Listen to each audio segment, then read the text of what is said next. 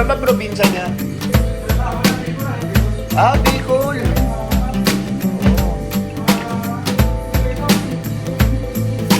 Siya ang Iloilo. Asawa niya Bicol. Ah, okay, okay. Okay. Good morning. 11 ng umaga. May bagyo pa rin, no, si Karina. So, kagabi, yung parang pinaka-peak niya, yung madaling araw. Sobrang walang tigil yung ulan, ang lakas ng ulan. And right now, may balita tayo, no, nasa Maynila. Grabe yung baha na. As in, baha. So, marami na rin ang kinancel na classes. Yung mga government, yung mga government employees, hindi na rin pinapasok. Mga government offices, wala na, no. I don't know lang sa mga private, alam ko discretion na ng mga bosses ng mga private institutions, no, kung papapasukin sila or not. So, may mga ilan-ilan na akong na work from home na lang sila. So, yun yung naging advantage nung nag-COVID, no. Though pandemic siya, pangit na nangyari sa COVID, ang naging advantage na naman is natuto yung mga tao mag-work from home. So sa mga moments na ganito, may bagyo, ang hirap pumunta sa mismong office, yun, pwede na sila mag-work from home, at least yung operations ng mga bawat offices na pa rin, hindi napipilay. So yun, ingat tayo lahat. Ito pa rin si Bagyong Karina. Last vlog ko, nag-kidzone na kami ni Pixar. Parating pa lang yung bagyo, no? Kaya kinancel. So, sina Pixar, for the third straight day, canceled yung classes nila. So, pag natapos tong bagyon to, asa tayo, panay bawi na ng mga lessons nila. Sunod-sunod yan. So, medyo behind na sila ng 3 days. So, yesterday, nagpagupit lang tayo, sinamantala ko lang yung moment na alam ko kasi walang kapila-pila, no. So, pumunta lang tayo sa Pilar Village, dun tayo nagpagupit. And ayun, so wala kaming gagawin today as in bagyo, other than ito, mag-workout ako. Ako muna mag-workout. Mamaya si Tins daw, siya naman ang mag-workout. Gusto niya lang mag-relax muna sa bahay. Tinatamad pa siya. And yun, tsaka sa workout kasi, sa pag-gym, meron siyang classes na aabangan. Yun, may mga classes kasi sa gym. So, let's hope na lang hindi ma-cancel yung classes niya mamaya sa gym para makapag-workout siya. So, ako muna, magkasama sila ni Pixar ngayon dito sa bahay. So, pagkatapos natin, turn naman ni Tinsel. So, ayun, ingat po tayo lahat.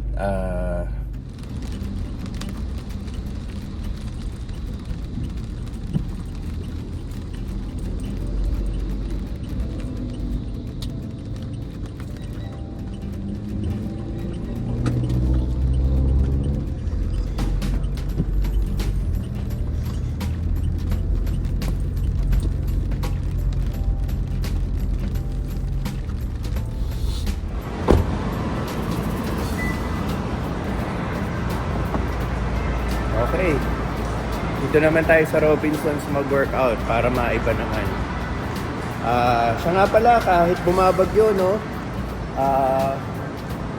Ano pa rin? Anong tawag doon? Yung Ready Hit Go namin.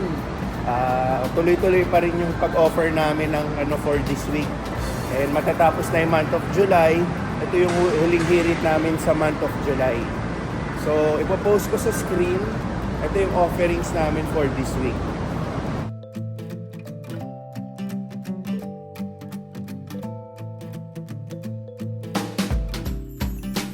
Sira yung vocalator nila.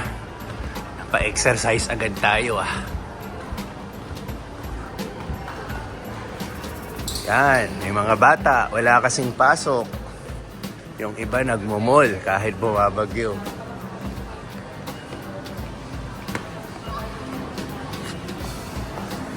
So, workout muna tayo.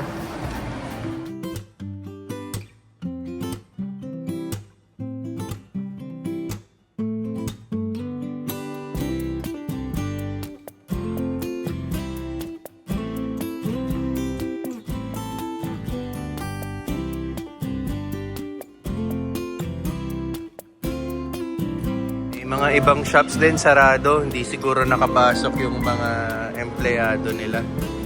So yan, yung bibilan sana natin ng yogurt sarado.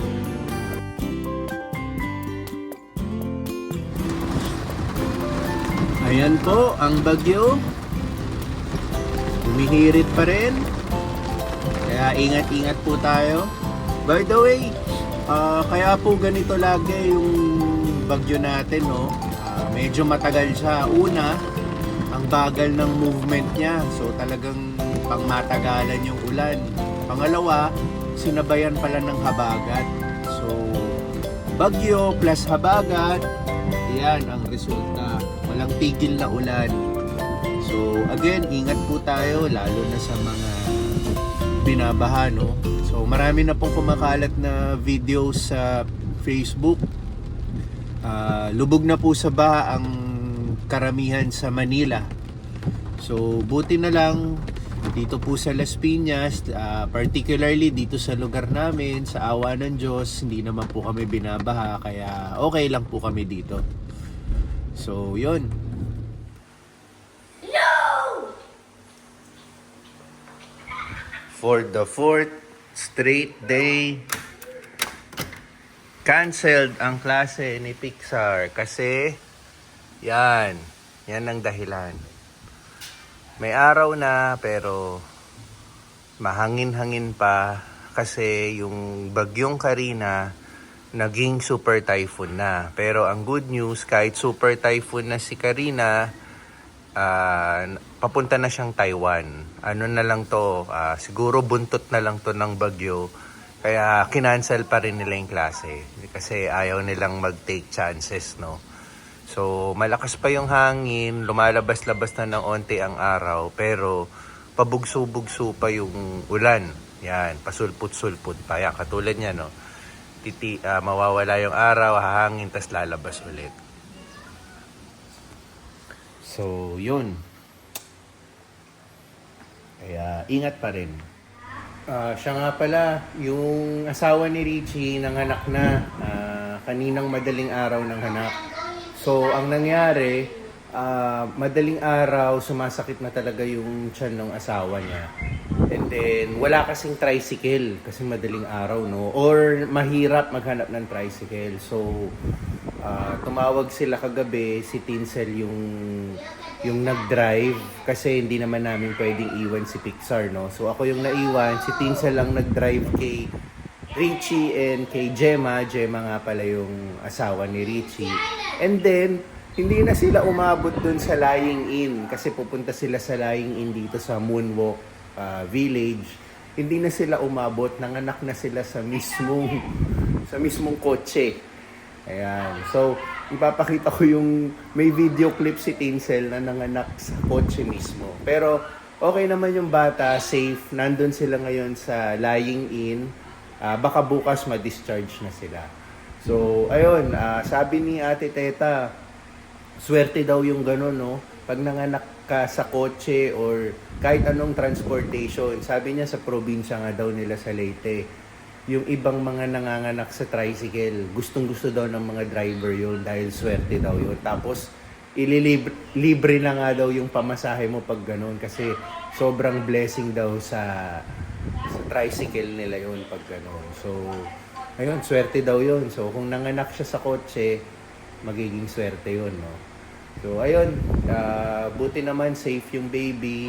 Hindi pa natin alam yung pangalan kung anong ipinangalan ni na Richie. Pero ang pinaka-importante, safe yung baby at safe din si Gemma. Walang nangyaring masama, no? So, ayun, good news. Good news naman kahit for the past 4 days, hindi ganun kaganda yung news dahil sa bagyong Karina, no? Ay, lumabas ang baby nila sa kotse. Congratulations!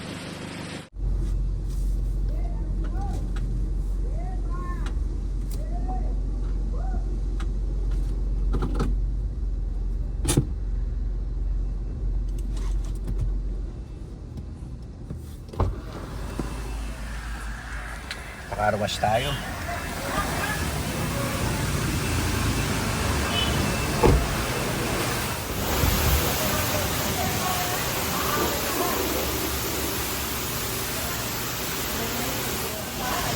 dito tayo, hindi naman madalas, no? Pag nagpapa-car wash tayo, dito ang takbo natin, sa Guzi.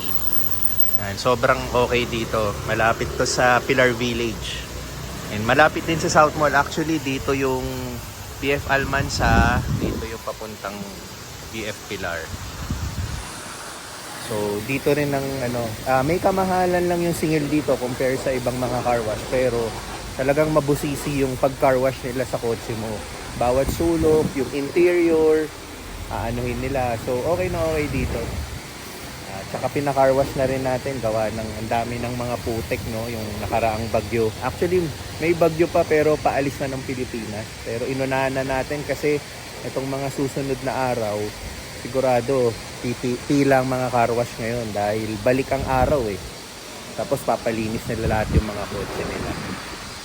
So yun, pag natapos pala to, pupuntahan na pag-uwi natin ng bahay, uuwi na rin pala today yung baby. Hindi na pa nila ipagpapabukas, pwede na pala i-discharge ngayong hapon.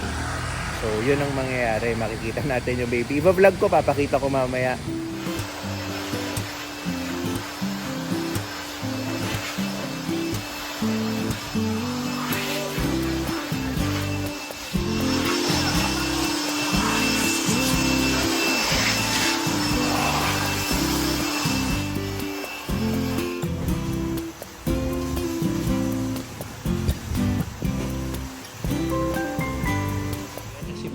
Baby Karina.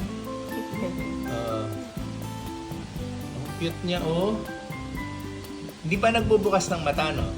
Kanina, binuksan. Kanina. Hindi pa yan, nakakita niya. Siyempre, mga ilang buwan pa yan. Or buwan ba o buwan, no? Bago Yan makakita. ata, makikita siya.